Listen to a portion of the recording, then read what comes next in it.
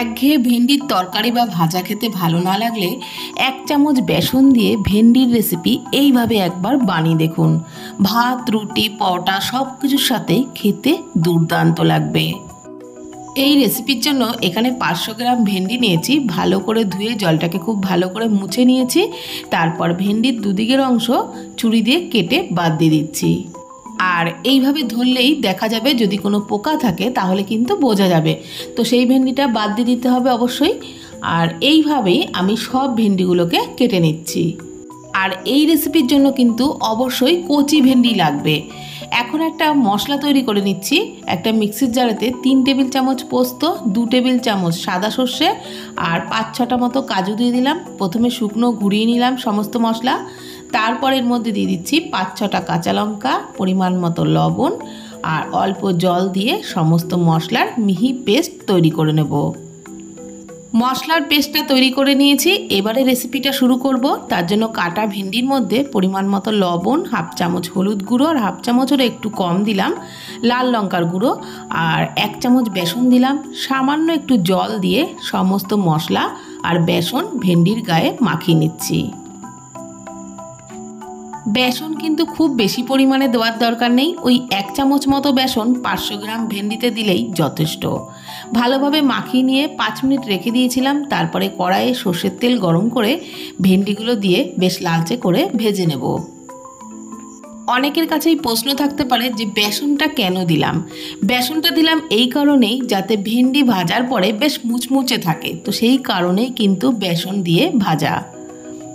আর বেসন কিন্তু সামান্য পরিমাণেই দিতে হবে, খুব বেশি দেওয়ার একদমই দরকার নেই। বেশ লালচে করে ভেজে নিয়েছি। এবারে ভেন্ডিগুলো তুলে নিলাম। তারপর ওই কড়াইয়ে দিয়ে দিলাম 4 টেবিল চামচ সর্ষের তেল।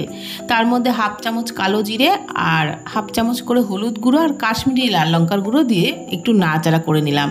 তারপর দিয়ে দিলাম টমেটো কুচি, ছোট সাইজের একটা টমেটো কুচি দিলাম। অল্প লবণ দিয়ে টমেটোটা সফট হয়ে যাওয়া পর্যন্ত ভেজে নিচ্ছি।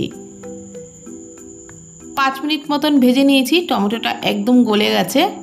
তো এই সময় আমি যে মশলার পেস্টটা তৈরি করে রেখেছিলাম সেটা দিয়ে দিলাম পুরোটাই। আর মশলার বাটি ধোয়া সামান্য একটু জল দিয়ে মশলাটাকে খুব ভালো করে কষিয়ে নেব।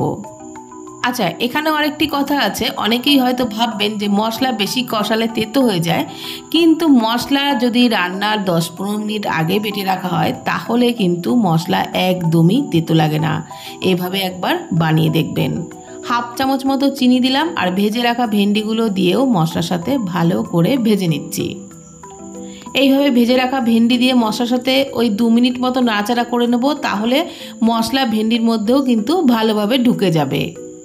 তারপর 2 মিনিট মতো ভেজে নেওয়ার পর দিয়ে দিলাম অল্প পরিমাণে জল। আর এখানে আমি নর্মাল ঠান্ডা জলই ব্যবহার করেছি, আপনারা চাইলে গরম জলও ব্যবহার করতে পারেন। আর জল দেওয়ার পর ভেন্ডিগুলোকে কিন্তু খুব বেশি ফোটানোর দরকার নেই, কেননা ভেন্ডি এমনিতেই নরম সবজি। আর তারপরে যেহেতু ভাজা আছে তো তাড়াতাড়ি কিন্তু সিদ্ধ হয়ে যায়। 2 মিনিট মতো ফুটিয়ে নিয়েছিলাম। নামানোর আগে চেরা কাঁচা লঙ্কা আর ধনেপাতা কুচি ছড়িয়ে পরিবেশন করলাম। গরম ভাত, রুটি, পরোটা সব কিছুর সাথেই এইভাবে একবার বানিয়ে দেখবেন, দারুণ লাগবে খেতে। একদম অন্যরকম রেসিপি, খেতেও খুব ভালো লাগে। আর ভিডিওটি ভালো লাগলে প্লিজ কমেন্টের মাধ্যমে জানাবেন। ফেসবুক থেকে দেখে থাকলে পেজটি ফলো করে নেওয়ার অনুরোধ রইল। ইউটিউব থেকে দেখলে চ্যানেলটি প্লিজ সাবস্ক্রাইব করে দেবেন। আজকের মতো এই পর্যন্ত। ভালো থাকবেন, সুস্থ থাকবেন। ধন্যবাদ।